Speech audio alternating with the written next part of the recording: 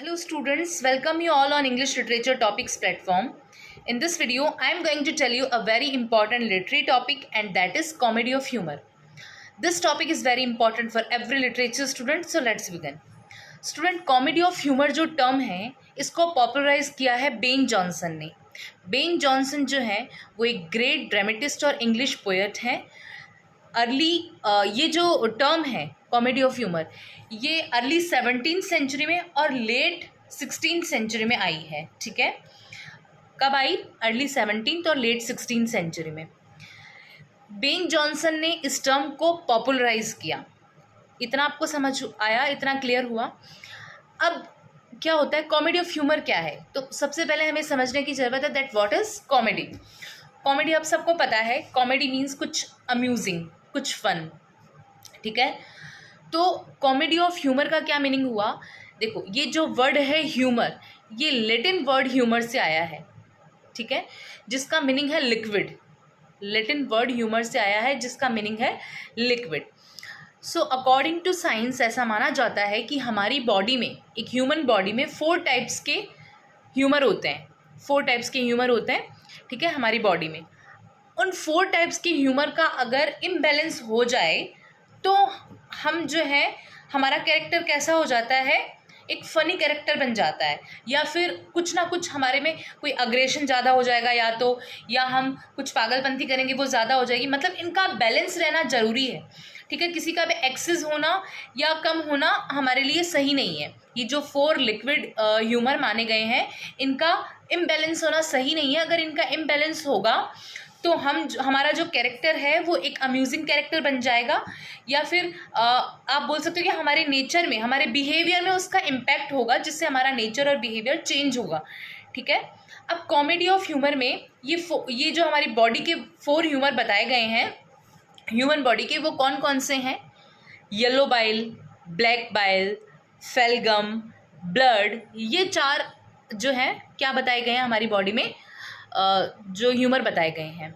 Phlegm, blood, yellow bile और black bile. अब ये चारों का इम्बैलेंस कैसे होता है? देखो, मैं आपको रीड आउट करके बताती हूँ. अगर ब्लड जो होता है makes a man excessively optimistic, अगर ये इसका इम्बैलेंस हो जाए तो ये मैन को क्या करता है? एक्सेसिवली ऑप्टिमिस्टिक बना देता है, आशावादी बना देता है, even without the slightest chance of hope और सक्सेस. अगर बिल्कुल भी होप और सक्सेस का चांस नहीं हो तो भी इंसान ऑप्टिमिस्टिक हो जाता है, आशावादी हो जाता है. किससे? अगर ये ब्लड जो लिक्विड है हमारी बॉडी में, ह्यूमन बॉडी में, उसके इम्बैलेंस होने से क्या होता है? इंसान ऑप्टिमिस्टिक बन जाता है. ठीक है, जबकि कोई चांस नहीं है सक्सेस होने का, कोई होप नहीं है, फिर भी वो अपने आप में आशावादी रहता है. So it's also a part of human, amusing part हो गया, ये हमारे फन का पार्ट हो गया अगर कोई ऐसा करे.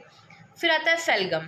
फेलगम में क्या होता है? मेक्स वन एक्सेसिवली काम एंड डोसाइल. ये क्या करता है कि किसी बंदे को अगर इसका इम्बैलेंस हो जाए, किसका? फेलगम का, तो वो बंदा क्या होगा? बहुत ज़्यादा काम और डोसाइल हो जाएगा. मीन्स बहुत ज़्यादा विनम्र हो जाएगा, बहुत ज़्यादा काम, मतलब जितना उसको काम होने की नीड नहीं है उतना वो काम हो जाएगा, उतना शांत हो जाएगा, वो उतना विनम्र हो जाएगा. किसके इम्बैलेंस होने से? फेलगम के. ठीक है, 2 समझ में आए आपको? ब्लड के इम्बैलेंस होने से जो ह्यूमन है वो कैसा हो जाता है? उसमें बहुत ज़्यादा ऑप्टिमिस्टिक हो जाता है, वो आशावादी हो जाता है. ठीक है, वो अगर सक्सेस और होप का चांस नहीं हो फिर भी वो बहुत ज़्यादा होपफुल रहता है. ठीक है, ब्लड के इम्बैलेंस होने से. फेलगम के इम्बैलेंस होने से क्या होता है कि इंसान बहुत ज़्यादा क्या हो जाता है? विनम्र बन जाता है, बहुत ज़्यादा काम बन जाता है, जितना उसको बनने की नीड नहीं होती है. फिर आता है हमारा येलो बाइल. येलो बाइल में क्या होता है? मेक्स वन हाईली इल टेम्पर्ड. वो हाईली इल टेम्पर्ड कर देता है किसी बंदे को. इल टेम्पर्ड मतलब बहुत ज़्यादा बीमार जैसा, या उसका बिहेवियर में सडन ऐसा चेंज आ जाना कि वो सब पर चिड़चिड़ कर रहा है. ठीक है, इल टेम्पर्ड हो जाता है बंदा. और एक आता है ब्लैक बाइल. जो लास्ट लिक्विड है हमारा, लास्ट ह्यूमर है, वो कौन सा है? Black bile. ये क्या करता है, मेक्स वन एक्सेसिवली मेलनकली, ये बहुत ज़्यादा दुखी कर देता है किसी भी बंदे को, एक्सेसिवली मेलनकली, बहुत ज़्यादा दुखी कर देता है। सो इन चारों का, इन 4 लिक्विड्स का, 4 ह्यूमन जो ये ह्यूमर्स हैं ह्यूमन बॉडी के, इनका इम्बैलेंस अगर होगा तो हम जो हैं वो, हमारा जो कैरेक्टर है उस हमारे कैरेक्टर में, हमारे बिहेवियर में चेंज आएगा, ठीक है। और वो जो चेंज है वो एक तरह से कॉमेडी ऑफ ह्यूमर में बता रहे हैं कौन, Ben Jonson. Actually Ben Jonson ने अपने जो ड्रामा हैं उनमें जो कैरेक्टर्स लिए हैं उनमें उन्होंने कॉमेडी ऑफ ह्यूमर दिखाई है, ठीक है।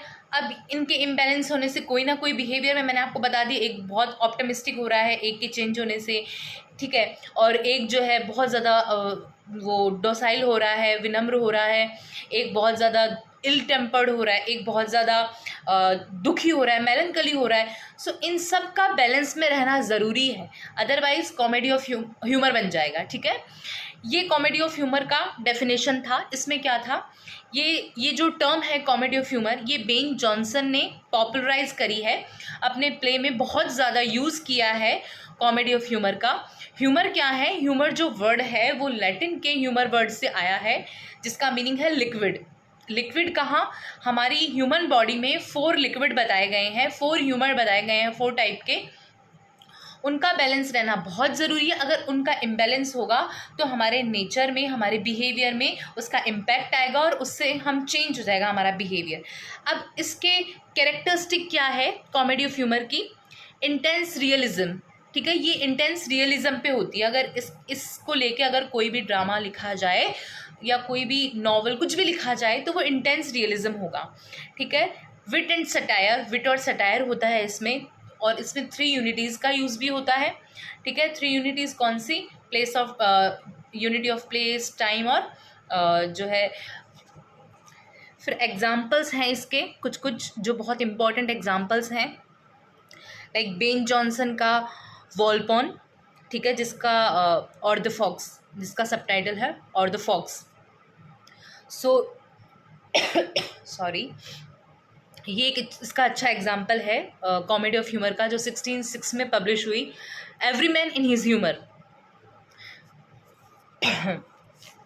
Sorry, Every Man in His Humour जो है, ये भी बेन जॉनसन का कॉमेडी ऑफ ह्यूमर का ड्रामा है जो 1598 में पब्लिश हुआ। और The Alchemist by Ben Jonson, All Fools by George Chapman, A Trick to Catch the Old One, A Trick to Catch the Old One by Middleton, A New Way to Pay All डेब्ट by Massinger, Philip messenger, the squire of Alsatia by Shadwell, Bury Fair bye शेडवेल। ये कुछ examples थे जो मैंने आपको बताए comedy of humour के, इनको इन डिटेल आप ज़रूर पढ़िएगा। देखो, according to Ben Jonson, comedy should be longer than life. Ben Jonson बोलते हैं कि कॉमेडी जो है वो लॉन्गर देन लाइफ होनी चाहिए। कैरेक्टर रिप्रेजेंट पर्टिकुलर पैशन, इसमें क्या होता है, कैरेक्टर जो है वो रिप्रेजेंट करता है पर्टिकुलर पैशन।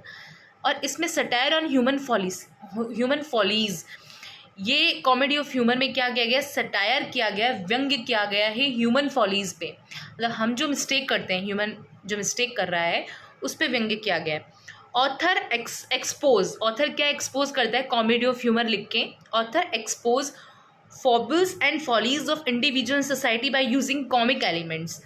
एक तरह से कॉमेडी ऑफ ह्यूमर अगर लिखता है कोई, या बेन जॉनसन ने लिखा है, तो उन्होंने अपनी राइटिंग में क्या एक्सपोज किया है, उन्होंने जो हमारी ह्यूमन बीइंग की जो मिस्टेक्स है, हमारी जो फॉलीज़ हैं, या फिर हमारी सोसाइटी में जो गलतियां हैं, उन गलतियों को एक्सपोज किया है कॉमिक एलिमेंट्स लेके, ठीक है। कॉमिक एलिमेंट के थ्रू उन्होंने हमें जो भी सोसाइटी में या जो भी किसी पर्टिकुलर इंसान में कमी है, उसकी खुद की अपनी फॉलीज़ हैं, उनको दिखाने की कोशिश करी है। सो ये कॉमेडी ऑफ ह्यूमर है। कॉमेडी ऑफ ह्यूमर जो है वो late 16th and early 17th century में आया और बेन जॉनसन ने इसको पॉपुलराइज किया। बेन जॉनसन ने अपने works like Every Man in His Humour, Volpone और द फॉक्स, ठीक है, इनमें लिखा इनमें कॉमेडी ऑफ ह्यूमर को यूज़ किया। और कॉमेडी ऑफ ह्यूमर में ह्यूमर जो हमारी बॉडी में 4 लिक्विड्स हैं उनको बताया गया है, और उनके इम्बैलेंस हो जाने से हमारा जो बिहेवियर है उस पर क्या इम्पैक्ट होता है वो बताया गया है। और कॉमेडी ऑफ ह्यूमर लिख के जो ड्रामेटिस्ट हैं, जो राइटर हैं, उन्होंने क्या एक्सपोज किया इस सोसाइटी की और पर्टिकुलर ह्यूमन बीइंग की जो भी फॉलीज़ हैं वो एक्सपोज करने का ट्राई किया है। सो आई होप आपको समझ आया होगा that what is comedy of humour. So आप चैनल को लाइक करें, सब्सक्राइब करें, शेयर करें, कमेंट करें if you like. Thank you.